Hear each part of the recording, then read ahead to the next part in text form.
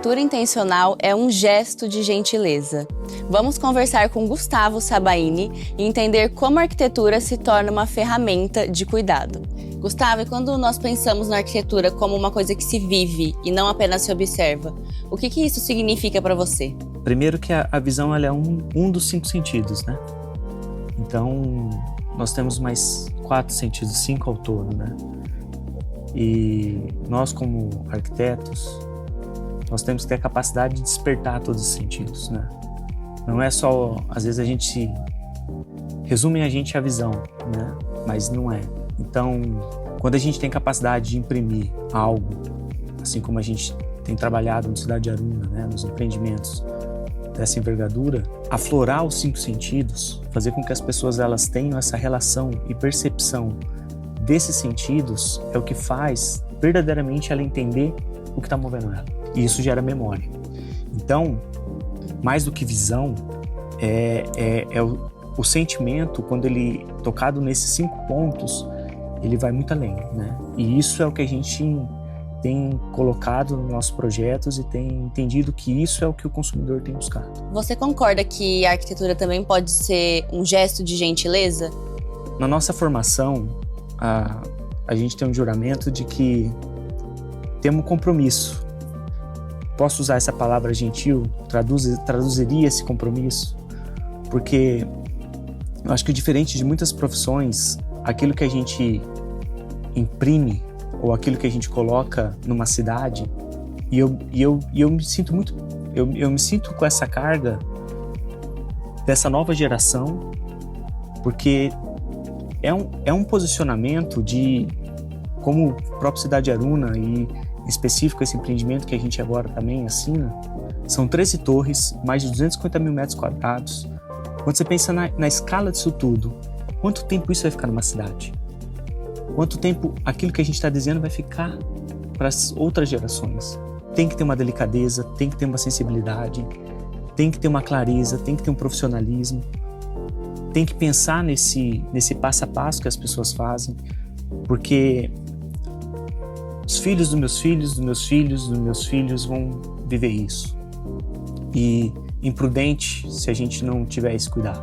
E ser gentil com a cidade, ser gentil com as pessoas, é o nosso juramento, faz parte da nossa profissão e não tem como a gente não entregar isso, né?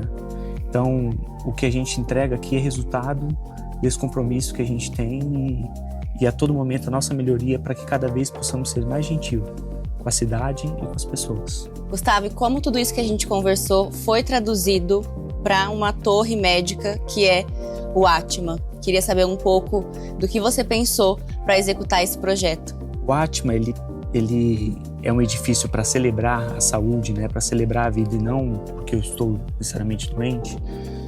Eu acho que isso já é um edifício que ele, por si só, já tem uma carga que já traz a base para a nossa criação. E quando a gente concebe esse produto, a gente pensa como que eu posso trazer uma experiência, que talvez essa seja a palavra principal do projeto, que passo a passo, que ponto a ponto, esse cliente ele seja surpreendido. Então, em vez de eu ter uma recepção, eu acolher esse cliente em um jardim, isso ressignifica o projeto. Então, eu criar um túnel de biofilia em que ele entra, ele trepida o pneu do carro, ele desacelera, ele para, ele admira as artes que estão na lateral do carro, tudo intencional. Isso é criar esse ponto a ponto em que ele vai fazendo a conexão, em que ele vai desacelerando. E aí, quando a gente fala do tempo, quando a gente fala de sentir o espaço, ele é intencional, o projeto é intencional, porque eu quero que eles acelerem, eu quero que ele sinta esse momento, né?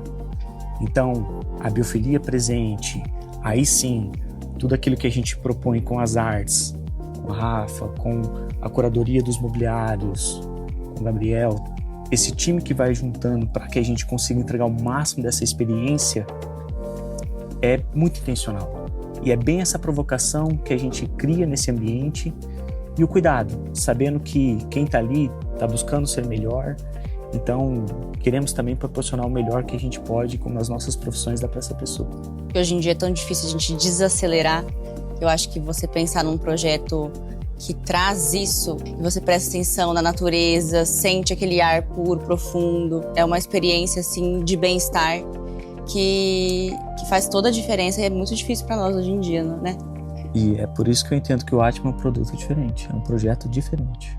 Eu, com a minha experiência de vida, do meu trabalho, de viajar por todo mundo, eu acho que eu nunca vi um conceito desse, um projeto que englobe todos esses fatores que você falou aqui. Realmente é um projeto muito único e que eu estou muito feliz como consumidora mesmo de Maringá, de rodar o mundo todo e poder voltar para cá e saber que eu vou poder contar com um empreendimento de uma medicina contemporânea que engloba tudo isso e que realmente, assim, posso falar para você que eu nunca vi, não existe em lugar nenhum no mundo.